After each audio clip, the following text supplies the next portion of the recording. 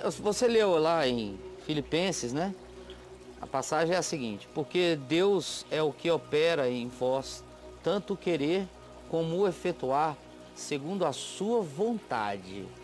Caio, onde é que fica o nosso livre-arbítrio diante dessa afirmativa de Paulo? Fica onde ele tem que ficar, né? Ah, Com a gente. Eu sou um cara, brother, que quando diz segundo a vontade, Deus é quem opera em vós, tanto querer quanto realizar, segundo a boa vontade, bom, isso aqui é a parte de Deus. Eu não sou Deus, não tem nada a ver comigo. Ele é que é soberano, ele faz, eu não tenho que dar ideia a ele, prepará-lo para fazer, sugerir os melhores caminhos. Eu não participo disso aí. Eu sei o meu tamanho e o meu lugar. Qual é a minha parte nisso? É o meu livre-arbítrio. Aí eu entro com tudo que eu tenho. Se foi Deus que o ativou antes, estimulou, como eu creio que sim, creio que toda boa dádiva, todo dom perfeito, tudo aquilo que nos ativa para o bem, vem do céu, do Pai das luzes, em quem não pode haver nem mudança, nem sombra de variação. E do mesmo modo é a chuva, que eu não cuspo para cima para chover na terra. É um fenômeno que está dentro de uma soberania pré-estabelecida antes de haver homem, antes de haver vida aqui.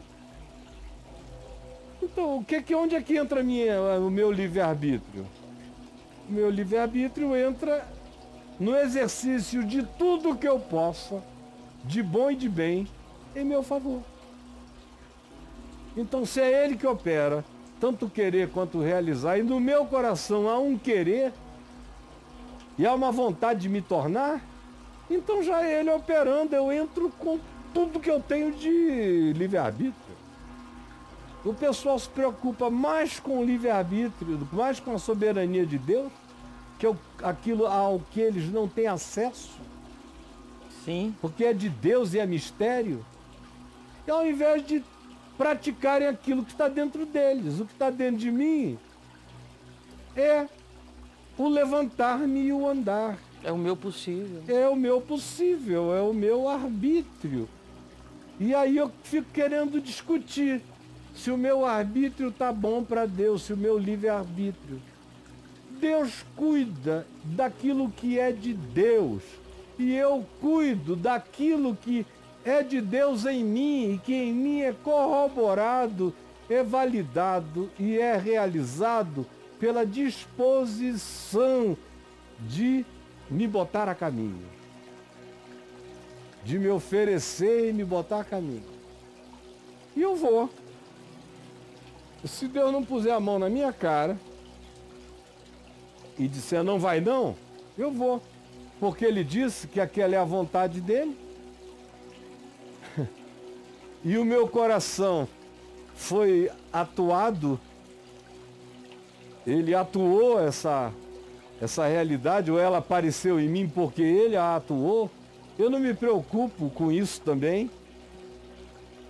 Eu só me preocupo em ver se o que está dentro de mim está alinhado com a vontade revelada dEle em Cristo, no Evangelho, que eu já sei qual é. É aquilo que, em sendo praticado, vai me tornar mais próximo da minha vocação, que é ser conforme a imagem do seu Filho, que é virar um Jesus, enquanto cresço como homem. E aí eu não tenho perguntas. A vontade de Deus é de Deus. A minha, que é fraca, mas pelo menos nasceu essa aqui, com vontade de me entregar, de crescer, de experimentar, de provar. É só com isso que eu me preocupo. Em todo dia, me dispor mais e mais profundamente a isso. O resto, para mim é papo de quem não quer levantar e andar. Aí fica querendo discutir a vontade de Deus para ficar fazendo isso até morrer. Como tem muita gente ali discutindo se é vontade de Deus isso, não é. Lendo tratados da soberania de Deus. Soberania de Deus não é um tratado. É uma submissão do homem dando razão ao Evangelho em obediência enquanto caminha na terra. Essa é a vontade de Deus. O resto, cara, é fimose pretensiosa na Trindade. Eu tenho pavor dessas manifestações ridículas e burras.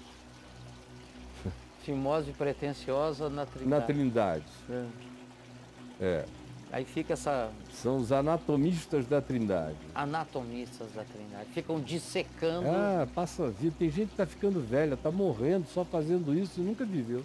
Não sai do lugar. Não, nunca viveu. Tem gente aí que é até gente considerada grande. Eu nunca encontrei uma pessoa dizendo: eu conheci Jesus e me apaixonei pelo Evangelho ouvindo fulano de tal. Nunca. São pessoas celebradas só por crentes viciados em religião, que vão ouvir aquele cara que fica falando só doutrinas de religião, e ninguém se converte, ninguém chega perto de Deus, ninguém prova a Deus, ninguém melhora. Os caras ficam só treinados para discutir melhor. Ah, me inclui fora da turma. Eu já vi tantos e vejo. Tem uns que eu conheci jovens, eu estou vendo os caras ficarem velhos e nada aconteceu, eles só ficaram piores. Eles já foram muito mais bonitos no passado do que conseguem ser hoje. Por quê? Porque se dedicaram a serem estudiosos de Deus. E Deus não quer ser estudado, Deus quer ser obedecido e praticado em amor, no meu encontro humano. A única teologia válida é aquela que promove a interrelacionalidade antropológica. Sim. Teológico tem que ser antropológico para ser teológico. Fantástico. Talvez não seja a voz da gente, talvez não seja de Deus, pode ser que seja de Deus, pode ser que seja da gente. Você, justamente ao construir a sua pergunta, usou todas as relatividades que permeiam essa questão o dia inteiro. Eu, por exemplo, não fico fazendo perguntas ao meu coração sobre qual é a palavra de Deus para nada, você entendeu? Sabe o que eu fiz? Eu li a Bíblia centenas de vezes. Quase que a memorizei. Teve um tempo que eu achei que eu a tinha memorizado toda. Se dissesse qualquer coisa, eu ia te dizer 1 Crônicas, aí entre o capítulo 11 e 12, versos mais ou menos aqui. Na minha Bíblia está nessa altura aqui. Eu sabia tudo. Li. E o Novo Testamento, então, esse praticamente ficou totalmente memorizado dentro de mim.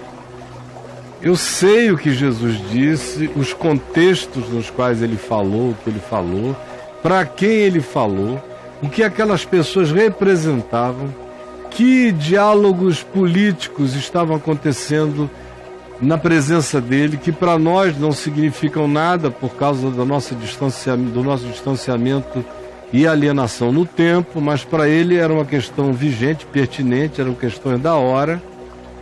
Então eu busquei saber a vida inteira o que ele disse, para quem ele disse, quando ele disse, como ele disse.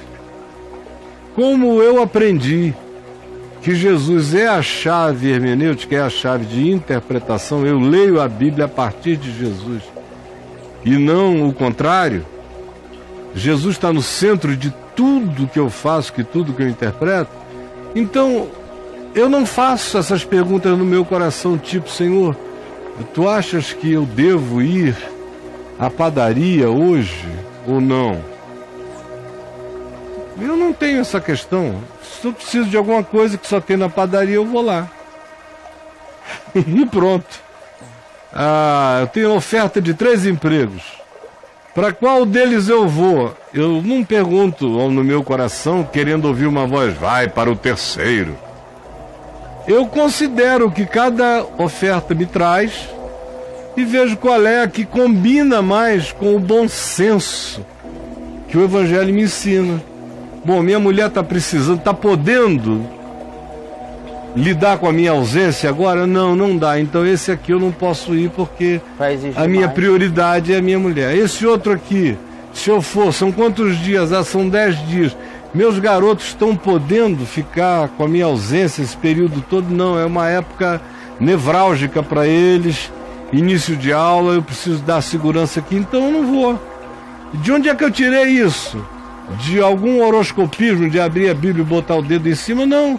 A mente de Cristo é isso, é você ficar tão impregnado do Evangelho que os seus códigos de pensamento levam em consideração o tempo todo as prioridades de Cristo Jesus nas relações da vida. E você busca essas prioridades e julga a vida a partir desses critérios. E vai fazendo a vontade de Deus como quem respira, porque isso passa para dentro de você, se transforma numa espécie de plataforma de pensamento, de sentimento, de olhar e de interpretação plantada em você. Então, não é essa coisinha de porque o Espírito de Deus mora em mim, então, quem sabe quando eu falo comigo, eu estou falando com o Espírito de Deus, eu estou falando comigo mesmo. Isso aí só cria um doido, ou um perturbado, ou um indivíduo, no fim, extremamente confuso, porque tem horas que ele crê que aquela voz foi voz de Deus, aposta tudo naquela voz, dá tudo errado, ele vai perguntar a Deus por que Deus falou errado com ele, quando na realidade o que Deus está querendo é que você aprenda a pensar certo. Pensar certo. Quem pensa certo, segundo o mandamento, segundo o Espírito de Cristo, segundo os modos de Jesus, segundo o jeito de Jesus, segundo a incidência do Evangelho de Jesus no mundo real no qual Jesus vivia, aprendendo isso, cada vez eu aprendo mais Cristo, cada vez eu tenho mais o transplante do código da mente de Cristo para mim. O Espírito Santo habita em mim e ele só vai reforçar em mim o que seja Evangelho, porque o Espírito Santo é o Espírito de Jesus e o Espírito de Jesus em mim não vai me aconselhar um conselho diferente do Evangelho, da mente de Cristo do Evangelho, das prioridades de Jesus no Evangelho, do modo de Jesus ser no Evangelho. Compreendeu, amigão querido e amado? Eu acho que não podia ser mais simples, meu mano querido. Foi muito bom ter você aqui com a gente e que Deus te abençoe, Marrom. A próxima a gente se vê em São Paulo, logo, logo, com a graça de Deus. Beijo para Renatinha, para o Luca, para os filhos todos, para o Cauê e para Maria. Um beijão para vocês. E aí?